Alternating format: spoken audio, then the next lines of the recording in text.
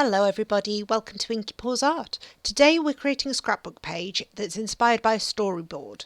So a process of using very similar pictures to create a story, if you like.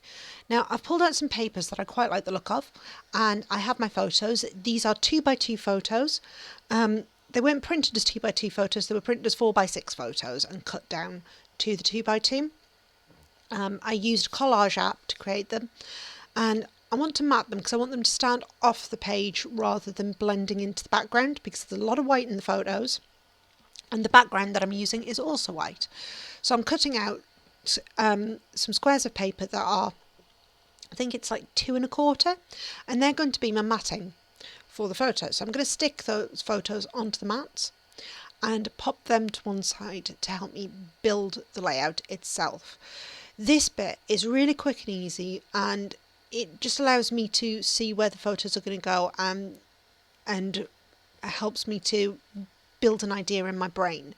So like I said, it's a storyboard, it's a flow of photos. I haven't put these in order, but they do actually have an order, but it doesn't really matter because it gets the point across. It's obviously a cat eating something, and you can tell that, and when you actually see the photos you can see the chicken that he's busy chomping away on. Now I did have a debate about which background paper to use. I did eventually settle on plain white, because plain white is really easy to work with and it allows me to use a lot of colour. I'm going to return to my scraps bag and I'm going to pull out some papers that I think might work, and others that just won't and will wind up just going straight back to the scraps bag. So I like to play around with things like this. It's ideas. It's part of the creative process. Sometimes these ideas stick, no pun intended. Other times they don't. It's purely down to how they're doing on the day and how I think it works. I know I want these to be in a kind of grid pattern, and right now I'm just playing around to decide what that grid is going to look like, whether it's going to be very straight or whether I'm going to angle it or do something slightly different. I also have some background papers that I think would work quite nicely, so I'm going to have a play with those as well. Eventually I decide against this particular paper. It's just not the right paper for this. It's bold and I love it and it would work so well with the photos, but it's just not right. So back to the drawing board for that one. Now I do try to have a play around with different embellishments as I go. Sometimes I have very defined process where it goes like paper, embellishment, letters. Other times it's all just an amalgamation of different things.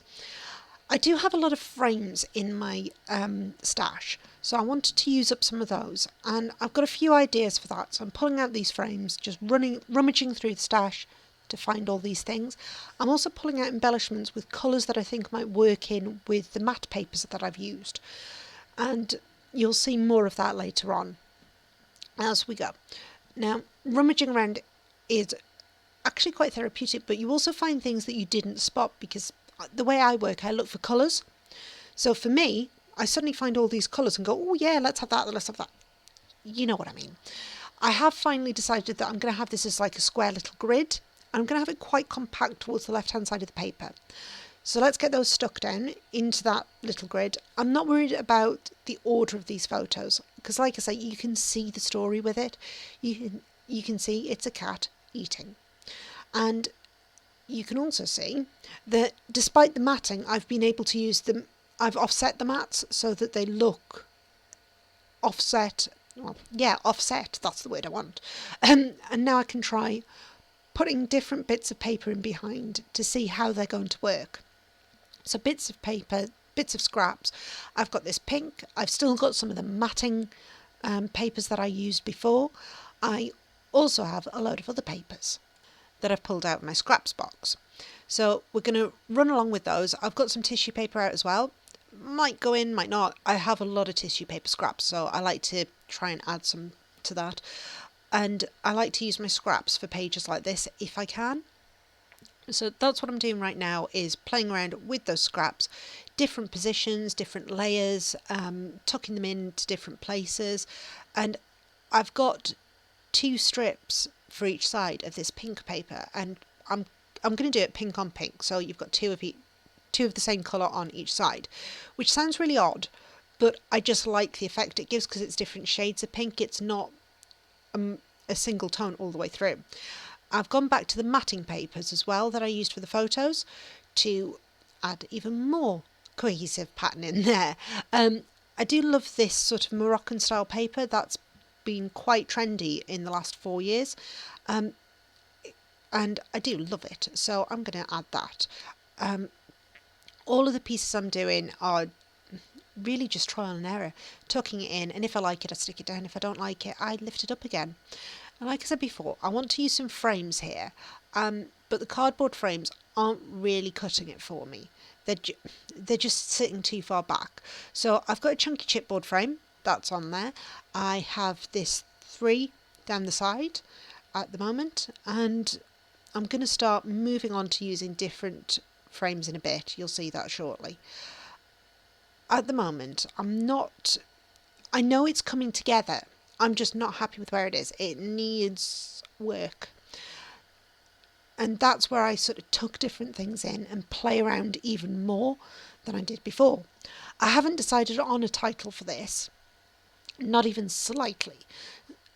So it is now a case of just playing around with the embellishments and seeing where it takes me. It's got to have a title that kind of reflects the photos, and with it reflecting the photos, it's got to be something with kitchen, and I don't know. We'll come on to that in a minute. But I have found this little embellishment banner that says the best place.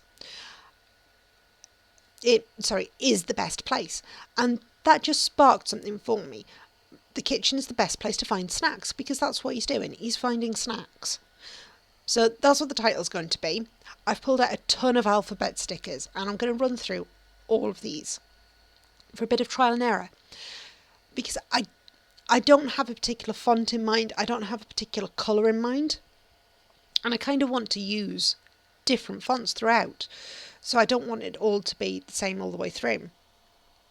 So yeah, it's all going to be trial and error, this. The ones that I've rejected, they go back in the box. The ones that I think might work, they stay out, and I'll use them. I'll pull out just one letter from each set of stickers just to try out different ideas and see whether it works. Some of them will, some of them won't, and like I said, the ones that don't work, they just go straight back into the box. Now, I have a load of letter stickers that I quite like the look of, and I'm going to start building a title. So it's going to be My Kitchen is the Best Place to Find Snacks.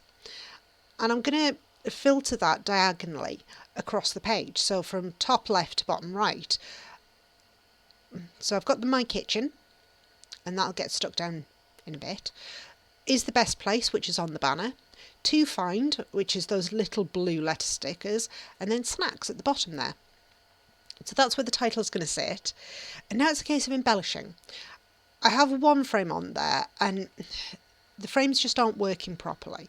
It needs a bit more. It just needs a bit of help to stand out. So I've pulled out my wooden veneers.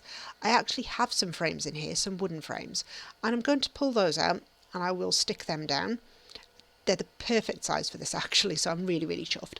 And just get them stuck around the photos so that they look okay. I also have some buttons.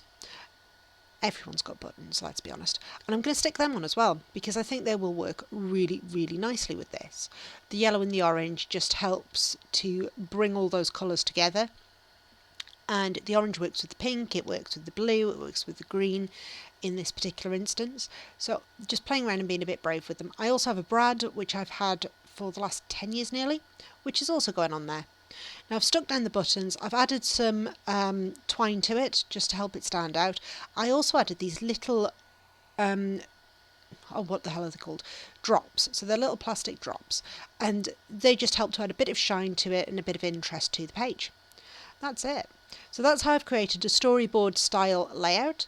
I really hope this inspires you to use some smaller photos, and I hope you enjoyed the video. Share it with your friends, like the page, and hopefully I will see you next time. Thank you for watching. Bye!